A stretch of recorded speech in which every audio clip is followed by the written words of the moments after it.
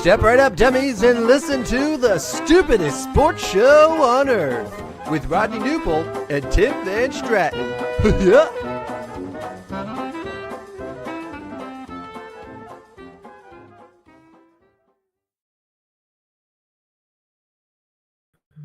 Well, hello, dummies, and welcome to episode number 118 of the stupidest sports show on earth. My name, as you all know, is Tim Grandmama Van Stratton, and alongside me for the final time in 2025 is Rodney Newpol. Rodney, good morning. Happy Friday.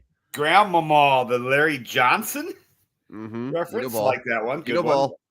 Always was a fan favorite for me. It was in my youth, my childhood years. Him and Alonzo. The Charlotte was cool to wear that day. Charlotte, my jersey back here. It's a little bit more modern these days. But no, good morning to you. Happy Friday. Happy final show of 2025. Happy final Friday show. And Merry Christmas, as I put on there. Merry Christmas to all. We'll do the best we can to have a nice final show for you today. Thank you for saying Merry Christmas. I don't know if you know this or not, but they're trying to take away our right to say Merry Christmas. Who's they? You know who. Who's they? Yeah. Crazy. But in the world of sports, because I don't need to get into that garbage this morning, it'll just trigger me even more. Wearing red, I'm seeing red already. That football game last night, man. Thursday night football. Amazing. Yeah. Wild game. I don't remember a Thursday night football game that was much better than that one between the anytime, and then Seattle, LA. And you said it before the show, and I'm kind of maybe I'm stealing your thunder here. Rams lost it more than Seattle won it. Yeah, like I don't know. There was really no point in the game where I was like, wow, the Seahawks, like, okay. So on Sunday, the Bills-Patriots game, I was like, all right, the Bills like flipped a switch and they just like poured it on. And I was like, all right, that's just like the Bills just turn on the jets. At no point was I like, man, the Seahawks really just started clicking. Like, I don't know. It was just like the Rams had that game in the bag, and then it's just like they allow the punt return touchdown, and then it's just like they couldn't capitalize on, like, because Sam Darnold, I didn't think played super well. Obviously, he made throws that he needed to late in the game, right? But like he had the one goal line interception, and at that point, I was like, all right, man, like it's over. But it's like every time the Rams, I was like, it's over. Like the Rams would go 3 and out, or they would immediately give the ball back, and it's like, I don't know. Like I came away from that. Obviously, like the Seahawks winning that game was impressive because I thought they were dead. But yeah, I think the Rams are just really, really kicking themselves for not closing that game out. Because really, I that's how I feel more so than the Seahawks took it from them. Yeah, and what it means is the potential of losing home field advantage in the playoffs. Yeah, I mean, that's a big one. And now people, as of now, are going to have to go to Seattle to win in the playoffs. I'm still not sold Seattle is a Super Bowl contender. Now, are they a NFC playoff contender? Yes. I have a hard time thinking they're going to win a Super Bowl. I don't know. Maybe because it's Sam Darnold. I don't know. But I have a hard time thinking they're going to win a Super Bowl. But Rams missed Devontae Adams last night. I know Puka was really good, but like, just that first down getter, the chain mover for 6 yards, whatever it was. He did not have a very good connection with Parkinson. They had some other tight end at Ferguson, some Terrence Ferguson guy. Yeah. So Rodney, like you watch a lot of football. Yeah. You have a fantasy football show. Yeah. Did you ever hear of guys like Xavier Smith or Kanata Mumpfield before yesterday? Yeah, I mean, our buddy Skeeter played Mumpfield in his lineup, and I have seen that name. I wouldn't say I've heard him. I've really seen him play. Because like Xavier Smith was their second leading receiver. He had 2 catches on just 2 targets for 57 yards, including the one 48-yard catch that they had in the second half. But I was like, who is this person? Yeah. How do the Rams just have these people where, okay, Devontae Adams is hurt? Oh, all right, no problem. And then they just have Xavier Smith and Mumpfield thing, and then about 4 different tight ends that they can just throw out that are all the same white guy. Yeah, Sean McVay loves himself some Blake Corum too. I had an anytime touchdown bet on Kyron Williams, and when the Rams returned that interception to the 1 yard line, I was thinking, yes, I'm in great shape here. Bring the ball out. First play goes to Blake Corum. Was it Blake Corum? Yeah. That's not ideal for fantasy owners, but he does. He loves himself some Blake Corum. Yeah, I don't know why I thought Kyron Williams was hurt, because every time I would look up, I would just see Blake Corum out there. And I was like, all right, yeah, it's Blake Corum's backfield. That makes a lot of sense. But yet Kyron Williams is still playing. So yeah, it did seem like it was more of a split backfield than normal. But yeah, did you have any fantasy teams going against Puka Nacua this week? I don't think I did for unfortunately over 200 yards last night. I mean, that's a great start to your fantasy playoffs if you were playing him or against him.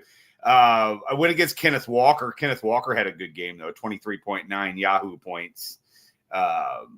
Yeah, 100 yards exactly and a touchdown rushing, and then he also had 64 receiving yards too. So yeah, that's pretty good. That's a pretty good day for sure. Zach Charbonnet about 17.5 fantasy points. So it was well, when the score's that high, when you get in the 70s, that is what happens. But it was a crazy game. But okay, this is bugging me. It's been bugging me since last night.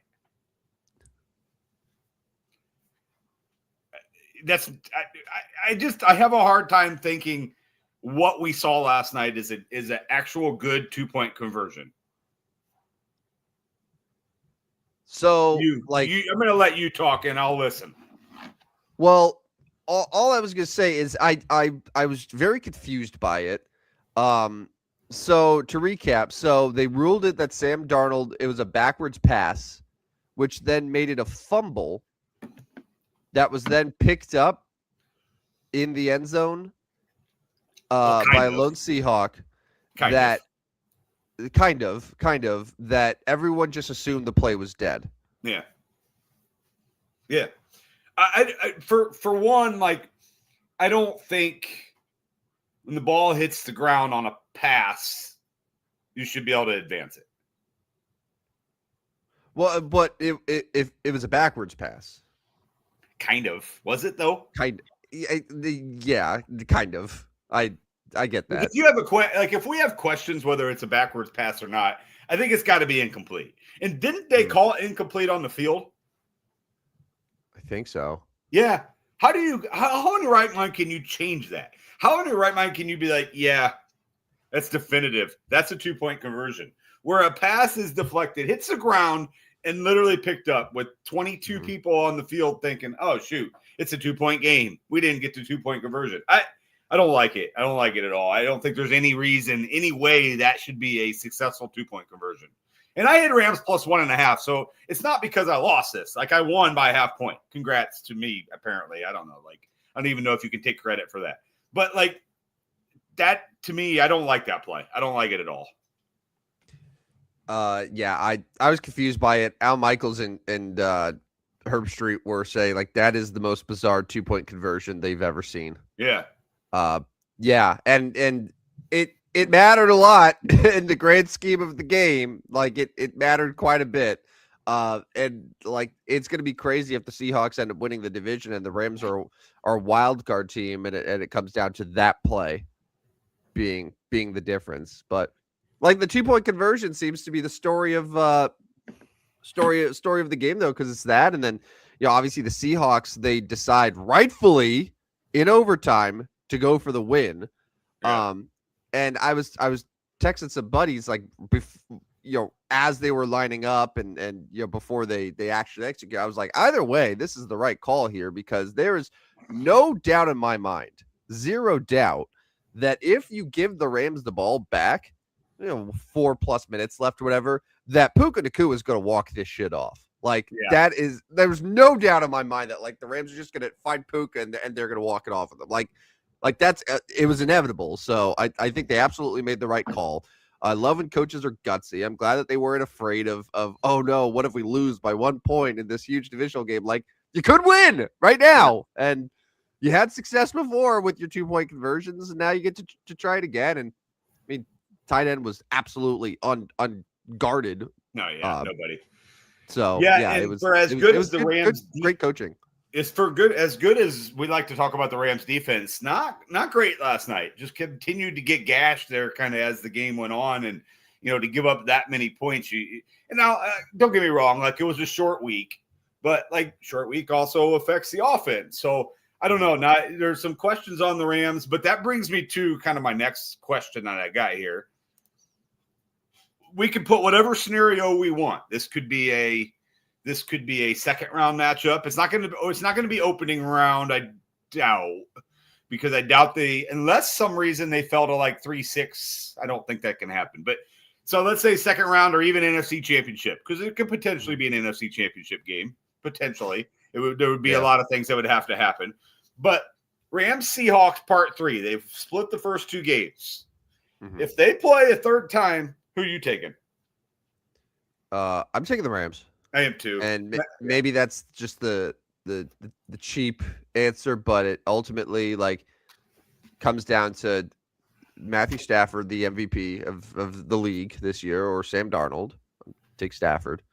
I'm going to take Sean McVay. I'm going to go with the experience. Like, for all of these sort of reasons, intangible or not, I'm taking the Rams. Even if the game is in Seattle, like Rams were on the doorstep of winning yesterday. And so I'm going to go with the Rams. But like it does say a lot about the quality of the Seahawks, where yes, they not only have they split, but between both games, the margins were combined 3 points. Yeah. Like, it was 1 point yesterday, and the Rams won by 2 points in LA before that. Like, that's how close these teams are. So in the playoffs, like, I'm going to take the Rams, but I'm not going to be like, oh, the Rams are going to take care of business, wipe the floor. Like, there's no reason to expect anything other than like another close game. Yeah, definitely. And I guess maybe what it did last night is it maybe solidified Seattle as, no, we're not a fluke, because I think there's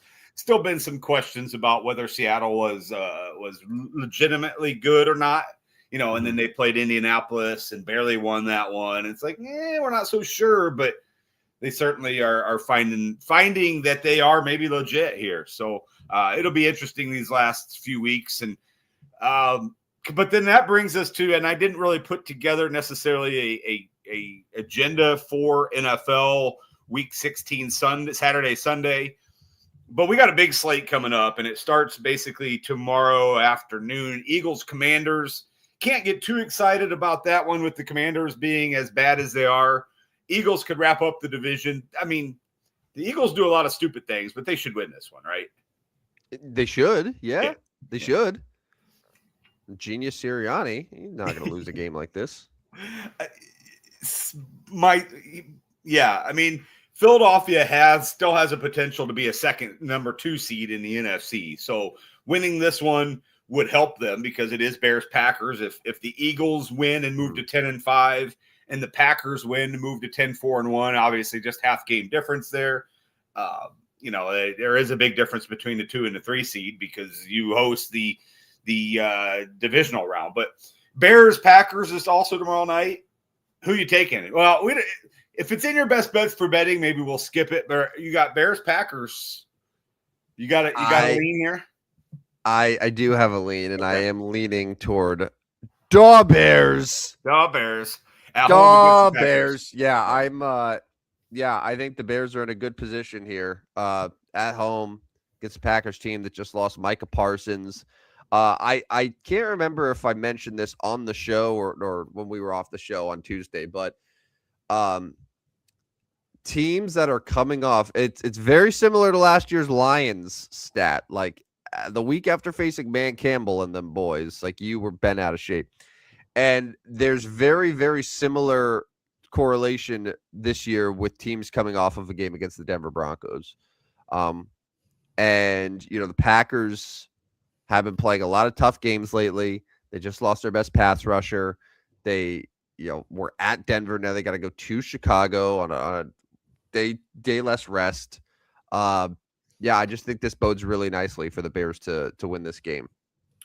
Yeah, not that it matters with either of these teams because they're both cold climate teams, but it's going to be a heat wave in Chicago. 34 degrees at kickoff. I mean, if you were at last week's game and now you are at this week's game in Chicago. Yeah. Shorts and t-shirt. I know, like it's 40 degrees difference. It was nearly zero last week. So yeah, in the feel actual temperature is 34, the feel is 24. So it's going to be cold, but not nearly as cold as last week at Soldier Field. So moving to Sunday, best games. I don't have to go through every game. You know, the noon games you got, I don't know, is Chargers Cowboys it's even a good game? It's a pretty awful noon slate. Yeah. But like Bucks Panthers is the best one, and like yes, technically it is the best because it's the highest stakes. It's a game that's going to decide potentially who wins the NFC South. But like both teams are 7-7. Yeah, no, so it's just it's when the best game features teams of such average quality, it's hard to get super excited about it. And then like the second best game really would be Chargers Cowboys, and there's a good chance that game's not going to mean much for the Cowboys because if the Eagles win on Saturday, their season's done. Yeah, and then the 3 o'clock hour, Jags, Broncos, obviously divisional leaders. That's a good game. Yeah, that's a good game. Steelers Lions should be a good one as well. I mean, let's talk about that one. If I got that in my best bets for betting, do you have that one? Can you give a pick now on that one? I don't have that one. I kind of like the Lions there. I don't know if I like them by 7, but like I do like the Lions there. But I was going to ask you, why does it feel like every single game the Lions have played this year is against a good team? Yeah, well, they have played a really tough schedule. That's the crazy part of the NFL, where you got the Patriots schedule and you got the Lions schedule, and how different it has been. I mean, even your New York Giants schedule though has been very, very good. Whereas like we continue coming back to Patriots, it's like, hello, but it's like they are starting to play some good teams, but I feel like it's been a long stretch now where every Lions game we talk about, we're like, oh, that's a big game, like that, like that's what it feels like for them. I mean, their last few weeks they had the Rams, the Cowboys, they've had the Packers, they've had the Eagles. Like I'm like, when does it end for them? Well, then they get the Steelers, Vikings, and Bears to close it out. Yeah, but the Vikings is Thursday night or Thursday afternoon in Minnesota, Christmas Day. So that's a short turnaround. They're going to get Mike Tomlin 325 this Sunday, and then they're going to have to turn around and, you know, if they win this one against the Steelers, like the Christmas Day is a massive game for them because they can kind of get that win ahead of time before the rest of the Week 17 slate. But, I mean, if the Lions lose to the Steelers here, you pretty much can call it a season in Detroit. I mean, at that point, they're – At 8-7, yeah, absolutely. So there would be, especially if Green Bay wins, to further distance themselves. Although the Lions get a chance at the Bears, so that might be the team they want to chase. Okay, that's a good point. That's because a good point. They would essentially just need to tie with the Bears, right? Whereas they lost both to the Packers, so in that half game makes a good point. That half game makes it actually impossible. So, you know, I think the Lions are saying, go Pack, go this weekend. Lions beat the Steelers. Lions beat the Vikings. 49ers beat the Bears. Now we're looking at that Week 18 game where it's Bears-Lions. Winner goes to playoffs. But where the Lions will be a game down from the Bears, but obviously with a win, they get the tiebreaker. They wouldn't be a game down if the Bears lose to the Packers and 49ers, though. You're right. Yes, they would be 10-6. The Lions. It would essentially be same as one game down, though. I mean, you're still needing to win that game to make the playoffs.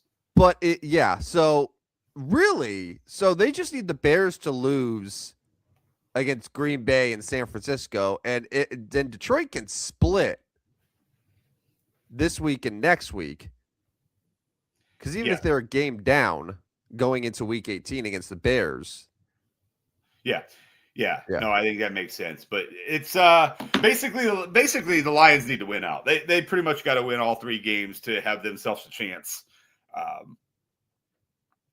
Yeah, and I don't know if they can do it. They haven't been all that consistent. Have they won 3 in a row? Yeah, they won 4 in a row earlier in the year. They beat their Bears, Ravens, Browns, and Bengals. So that'll be interesting. Yeah. And then let's move to one more game here real quick. I wanted to get to Monday Night Football. I mean, 49ers at the Colts. Like, Colts aren't winning this home game, are they? Like, Phillip Rivers isn't winning on a Monday night against the 49ers. Like, that's got to be kind of scary for Phillip to be playing the 49ers on Monday Night Football. I would be afraid of him, but then again, I think it's been proven that Phillip Rivers is a crazy person, because who would just come back to the NFL after being gone for 5 years to just do this? Yeah, not ideal there. So, hey, let's move to college real quick. I did not include any of the college games in my best bets for betting. So that's smart. That's good for you. That's so I'm going to make all 4 of my picks.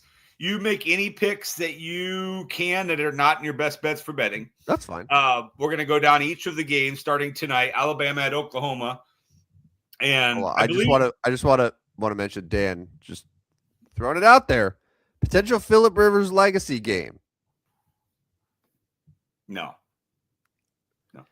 because I think that we definitely as a society didn't know what to make of Phillip Rivers' career, but now on Monday we're finally gonna know how it ends. I'm not in on it. It is in Indianapolis. It's in a dome, warmer. I mean, they almost beat the Seahawks. They probably should have beat the Seahawks last Sunday. Yeah, that's wild. I mean, the Colts are just like the Lions. They have to win out, basically. They're 8-6. They've lost 4 in a row. They got the 49ers, the Jaguars, and the Texans. We've pretty much already said the Colts are cooked. This would officially cook them, I think. I mean, like, officially, but I'm not seeing it, Dan. Good luck to Phillip. I mean, the Colts haven't scored more than 20 points since week 10, where they scored 31 against the Falcons. They're not scoring. Jonathan Taylor is not getting 200 yards every time like he was early in the year. I like 49ers. I like the 49ers on the road here. All right, college football. Tonight, Alabama at Oklahoma. It's a good game. It is a good game. It is a good game. Alabama at Oklahoma, SEC. Although I still struggle to see Oklahoma as the SEC. I know they are, but I refuse to acknowledge it. They're a Big 12 team to me. I know I see your best bets for betting now on the screen, so I know you've made this pick there. I am going to make my pick now. I'm taking Alabama on the road at Oklahoma. I just don't think certainly Alabama has their flaws, but you get they did lose to Oklahoma at home this season. You give Kalen, but they also beat Georgia earlier in the year, and then they turned around and lost to them. But you give Kalen DeBoer a little extra time. I like my chances there. I mean, they played 13 days since they lost to Georgia. As crazy as it sounds, because we were all wondering if they were going to get into college football playoff, I'm not sure. And again, as crazy as it sounds, SEC championship, I'm not sure how motivated they were for that Georgia game. Which is crazy. SEC title game, chance to go to the college football playoff. Maybe I almost feel like they were, God forbid, I'm not a conspiracy theorist, but I'm almost like, were they told they were in? They seemed totally fine with their performance, and then it would explain it, considering the next day they were like, yeah, of course Alabama's in. Why would Alabama drop? They only have 3 losses. It's okay. Notre Dame. Yeah. Weird. I think you're going to see them. You should see a much more motivated Alabama team. I know they will. 23-21 the last time. I'm going to take Alabama here. They are the slight underdog. 41.5 is the total. Oklahoma doesn't give up a lot of points. They have been pretty good defensively. They beat LSU 17-13 in their last game. They beat Missouri 17-6. The first time these two teams played, they only gave up 44. Probably stay away from the total, but I'm taking Alabama plus 1.5 or minus 105 on the money line. Yours will come in a bit, right? Yeah, but it's fine. I'm gonna take Bama. All right. I'm a Huckleberry for Alabama betting. I have to. Go Roll Tide. All right, Saturday morning.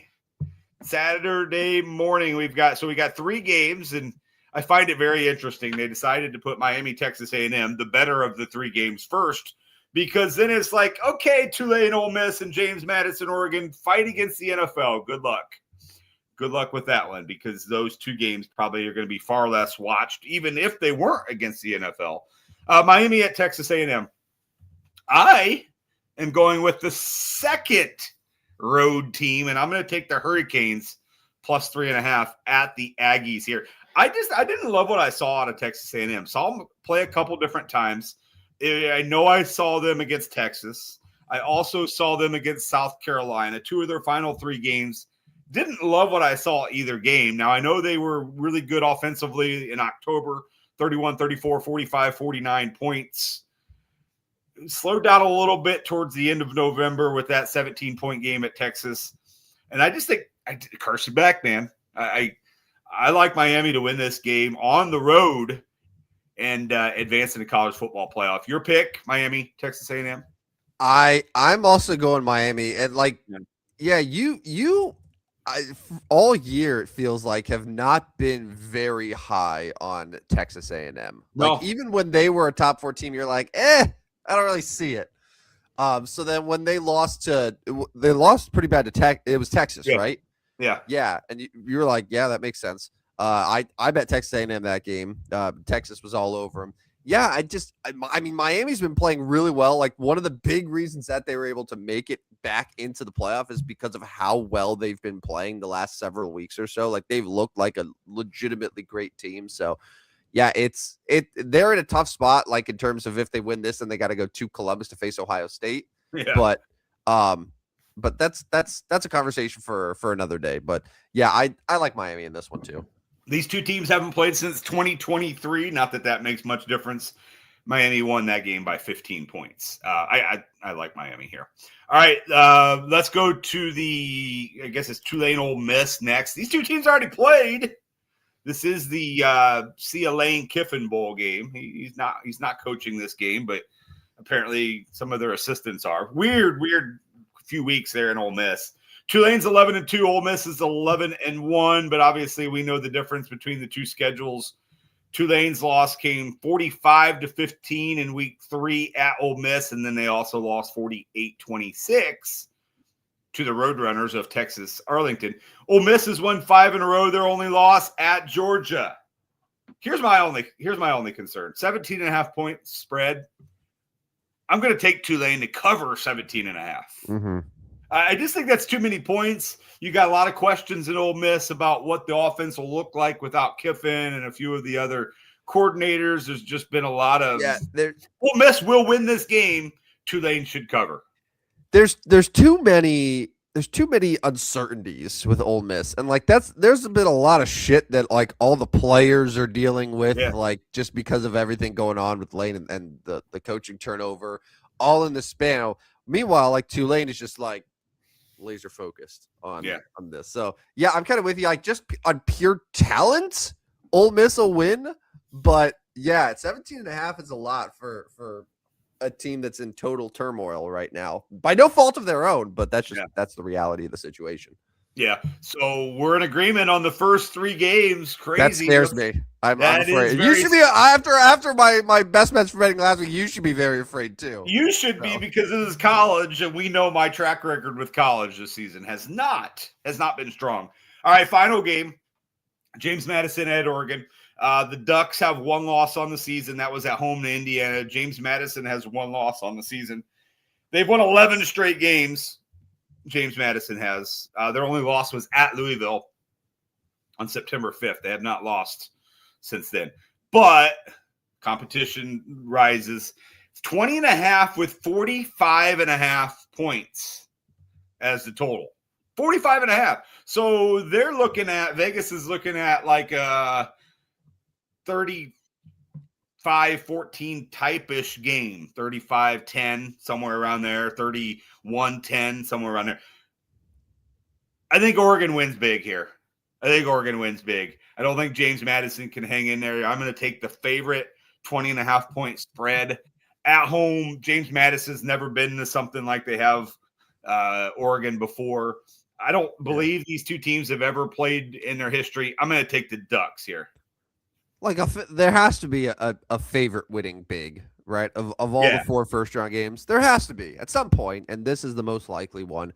I can tell you this, Rodney, and I'm not afraid to admit this, just considering this is the stupidest sports show on earth. I know nothing about James Madison football this year, other than the fact that they had a good season and it was worthy of them making the college football playoff. I can't give you any analysis on James Madison. Can't tell you any players. Can't tell you who they played.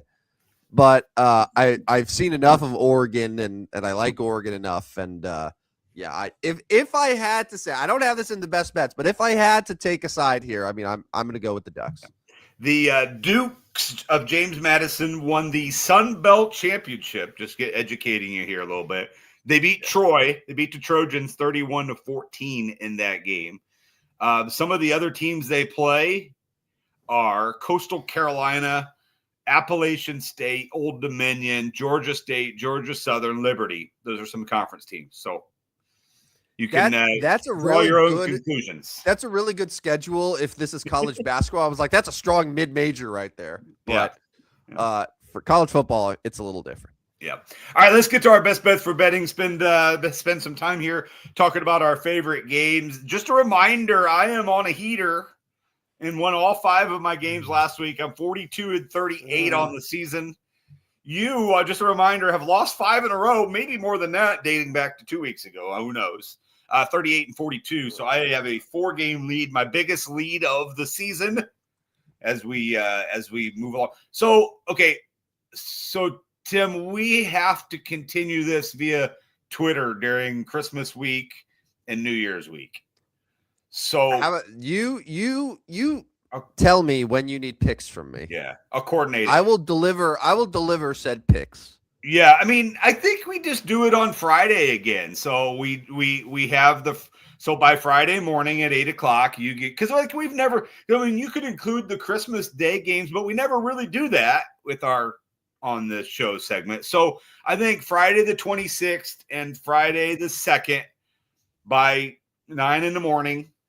we put our best bets for betting out there basically for the weekend. There'll still be plenty of NFL. There'll be college basketball. There'll be all sorts of stuff. Shoot, there'll probably be college football playoff games.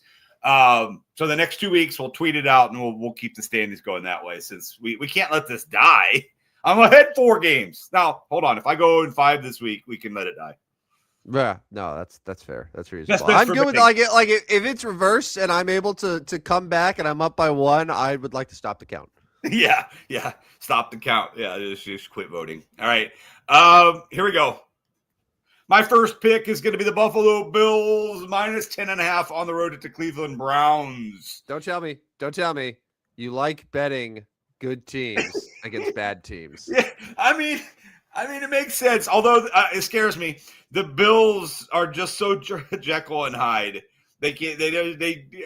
I don't know. Where is the game? Is it in Buffalo or in Cleveland? No. It's in Cleveland. But I feel like Cleveland's kind of quit a little bit. That game against Chicago was less than impressive. Even the game against the what was it, the Jets or Titans that they lost? No. Was it Titans they lost to? Who did they lose to? Where Shadur had 5 touchdowns or whatever. Oh, no, the Browns. Yeah, the Browns lost to Tennessee. Yeah, like even that game, offense played well, but the defense hasn't been great here recently, and that is their calling card. 26 points against the 49ers, 31 against the Titans and Bears. I'm taking the Bills to win this one, and I think they can win it by 2 touchdowns or more. Josh Allen knows he needs to win this game. And to be honest, Tim, Buffalo wins this game, and the Patriots, who very well could lose at Baltimore. Now we've got a tied AFC East with 2 weeks to go. I'm going to take the Bills minus 10.5 on the road here. It would be quite the collapse for the Patriots if they go from can clinch the division up 21-0 to losing the division outright against Buffalo. Yeah, Dan's got a good comment here. Buffalo coming back from down 21 against the Patriots last week. Only to lose to Cleveland would be peak Bills. You're right. And there's always that possibility. But push comes to shove, I'm going to take a good team beating a bad team in my first best bets for betting. Yeah, I'm seeing that like the Bills. So like the Bills' losses this year. So they lost to New England at home, who's good. But like the loss at Atlanta on Monday night was really bad. Yeah. They got crushed by the Dolphins in Miami, and they lost to Houston.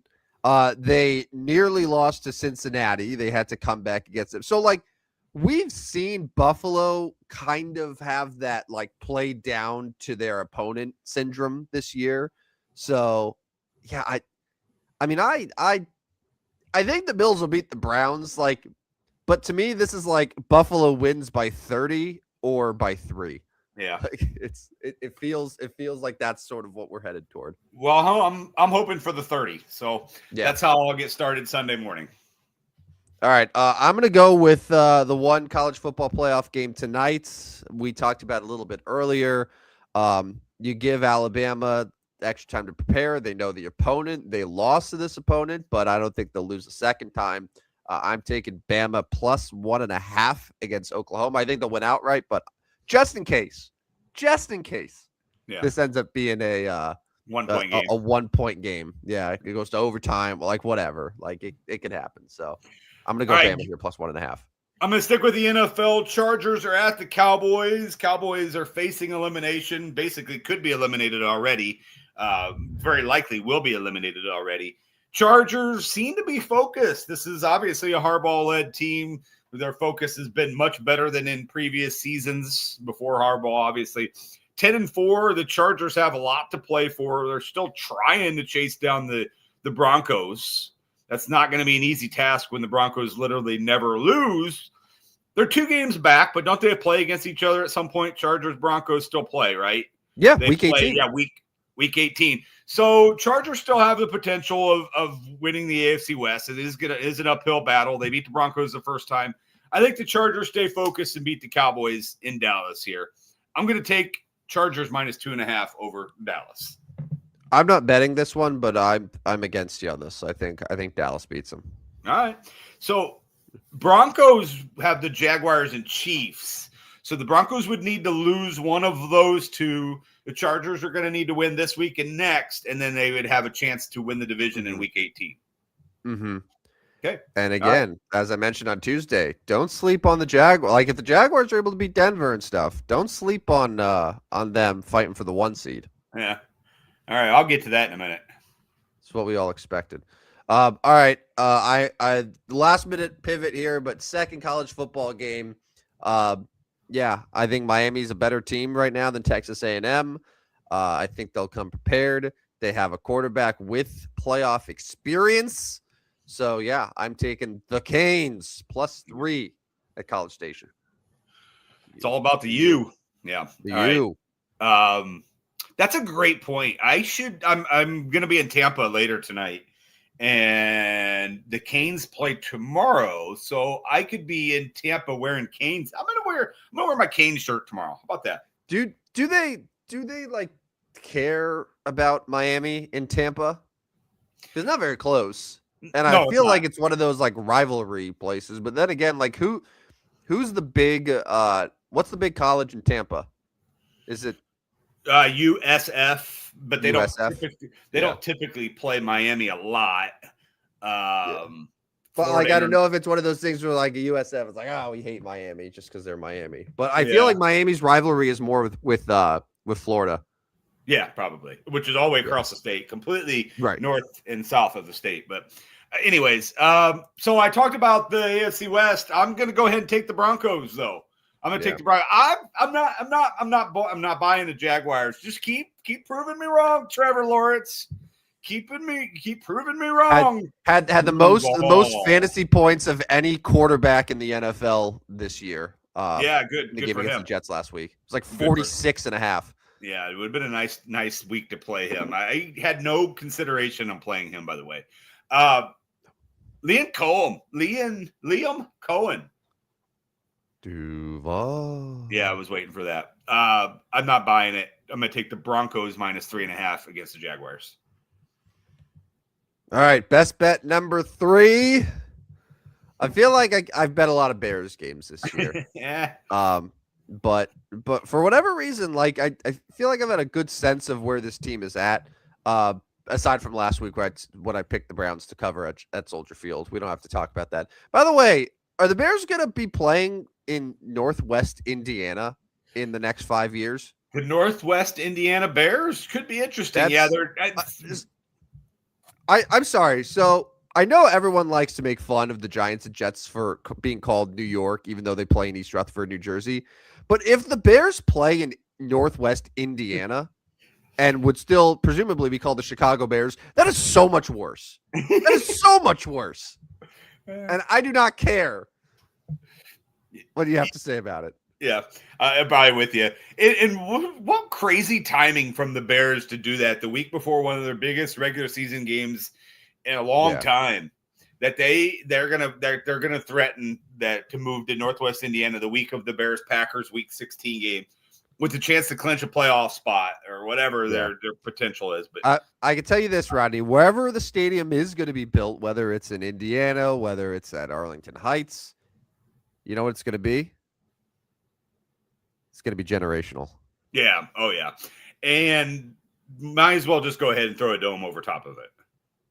Well, of course, yeah. Like they're building a new stadium to host Super Bowls. Like that's the goal there. That's every new stadium. But anyway, all that to say, despite the distractions of the new stadium potentially and all the negotiations, whatever, like the players don't really give a shit right now. Like I think the Bears are coming in with a lot more momentum than the Packers are. Packers tough game at Denver, lost Micah Parsons. Then they got to stay on the road here. This bodes well for the Bears, and it's only 1.5 points. So I think that there's a little bit of disrespect here. It probably should be closer to like 3.5 points, if I'm being honest with you. So I'm going to take the Bears here minus 1.5. They're going to get the win. All right, I'm going to stay in the NFC North, and I'm going to take the Detroit Lions minus 7 over the Pittsburgh Steelers. A lot of points here, but I'm going to take them. I think this is an opportunity. So it's actually kind of a short week for Pittsburgh. Mm-hmm. Short week against Dan Campbell. Aaron Rodgers trying to unstiffen his body out before the Lions in Detroit. Yeah, I don't like it for Pittsburgh. Although their defense sucks, but I'll take the Lions.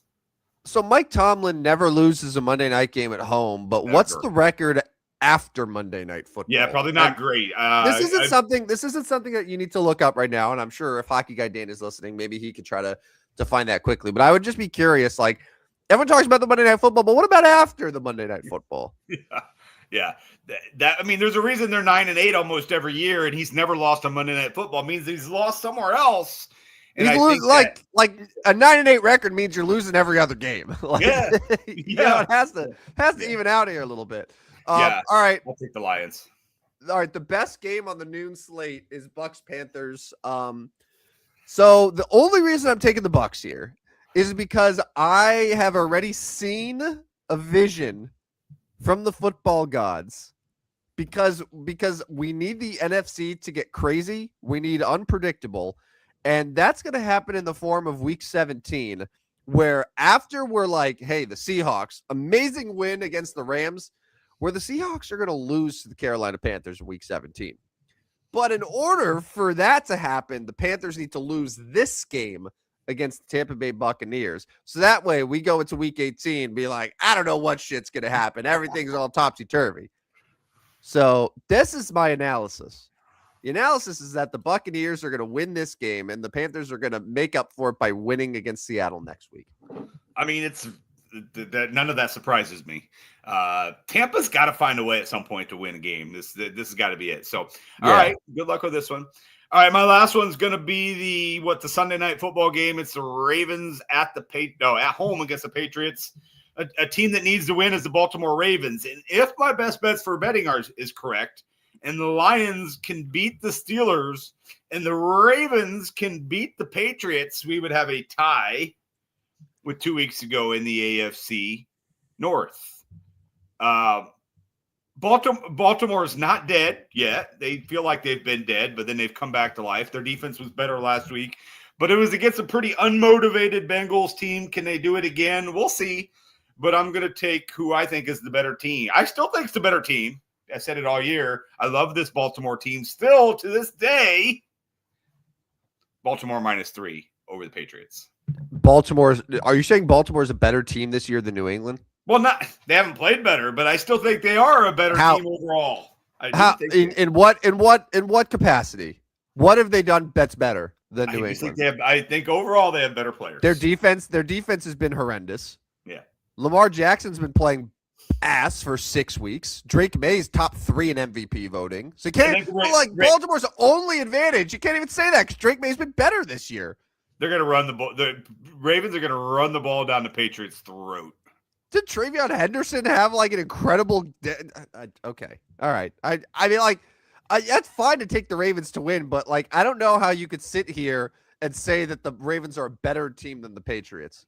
Ravens are going to run the ball down the Patriots' throat.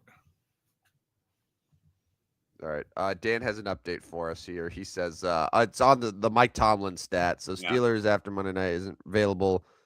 Would have had. Yeah, calculated by hand. Yeah, that's okay. It was a shot in the dark. It was a shot in the dark. It's gonna take a while. Don't worry about it. But all good. But you got 13 minutes. All right. My final best bet for betting here. I'm going to Monday Night Football, and I don't know. Maybe I just got caught up a little bit in all the Phillip Rivers magic. But the more that I'm thinking about it here, like, I feel like the Colts are just gonna have a game plan that's designed to just eat up a lot of clock. That's just gonna get them with in field goal position. They're gonna be at home. I don't know, man. Maybe just maybe this is like a 5-point game. Maybe that 5.5 is just enough for Indianapolis to cover. Good I don't know. Just a hunch. Just a hunch. Like who am I to say? Because like. My instincts initially were the 49ers, but then I remembered I was 0-5 last week, which means my instincts are wrong. So I'm going the opposite of my instincts and taking the Colts here. All right, I am 42-38. You are 38-42. No one needs a reminder. Yeah. All right, Mount Rushmore's of 18. Mount Rushmore's of number 18. Of course, we could just stop right here and just put Caleb Williams as all four face and just call it a day. Generational, yeah. Generational quarterback Caleb Williams, or we could figure out who the best 18s actually are.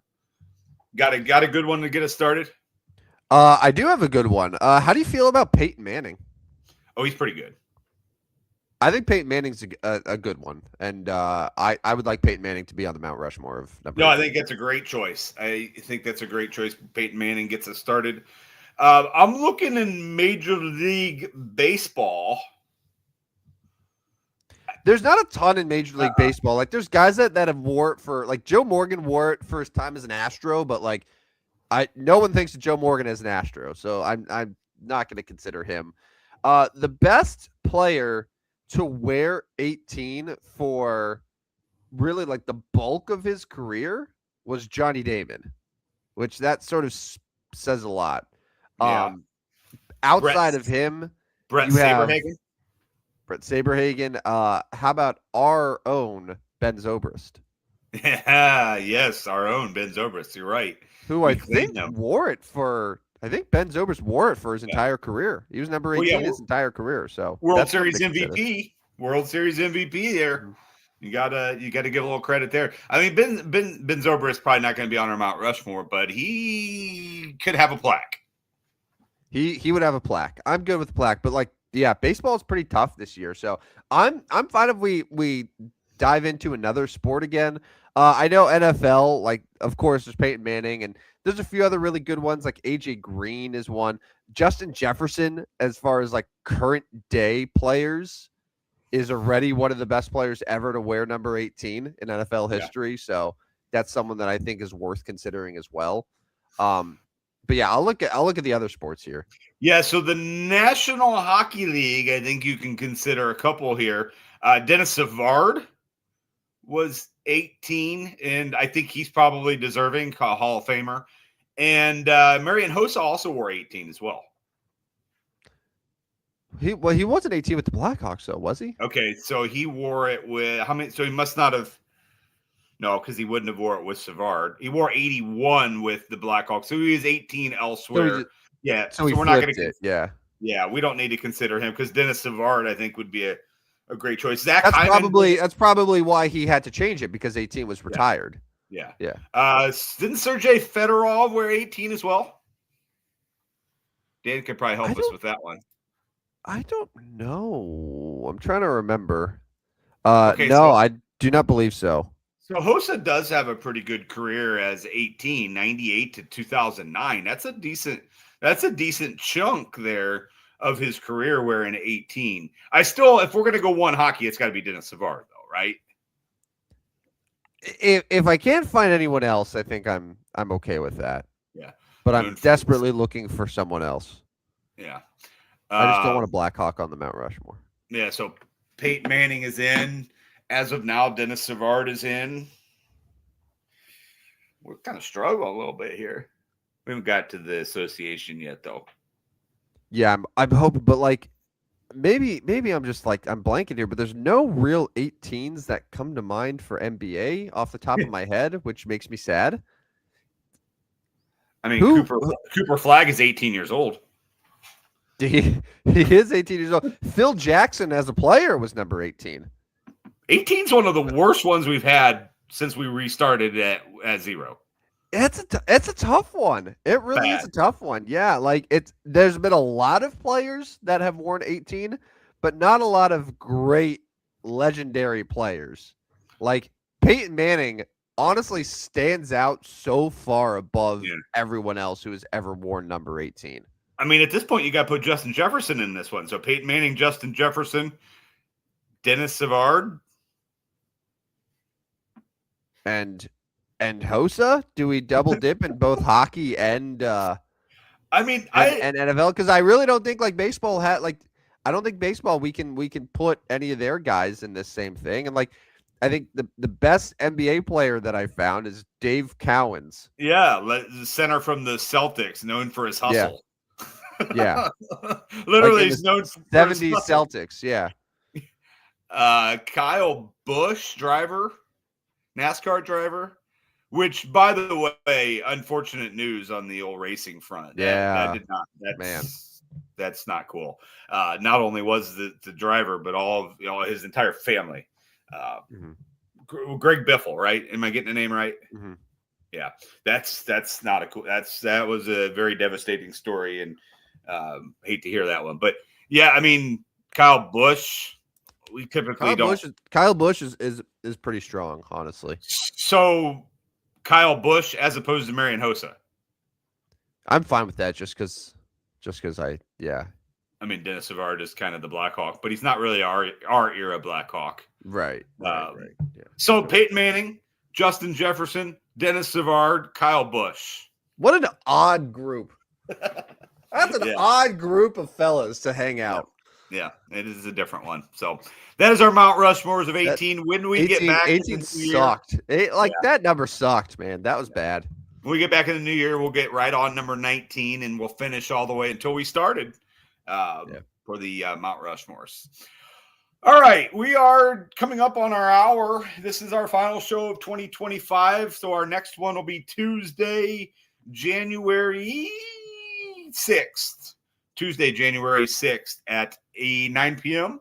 And then we'll go Thursday, January 8th at 9 p.m. If you missed the announcement a couple times, we have mentioned our Friday morning show is going to move to Thursday night. So we'll do Tuesday night, 9 p.m., Thursday night, 9 p.m.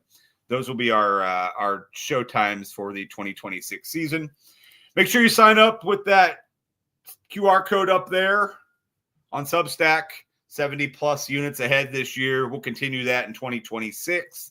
Maybe spicing it up a little bit. I'm not sure how we're going to, but we'll still have the Substack going. And then make sure you give us a follow on Twitter, not X, at Stupid Sports Show. No W on the end. And that does it for 2025. One more thing I want to get to before you get to. I said it at the beginning. I'll say it again. Merry Christmas to all of our listeners. Merry Christmas. It's Merry Christmas.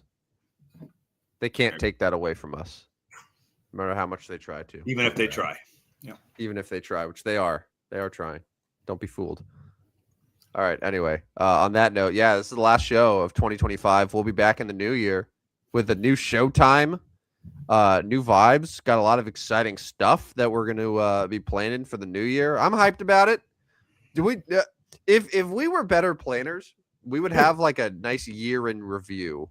Year in review show. But the problem is there's too much in review.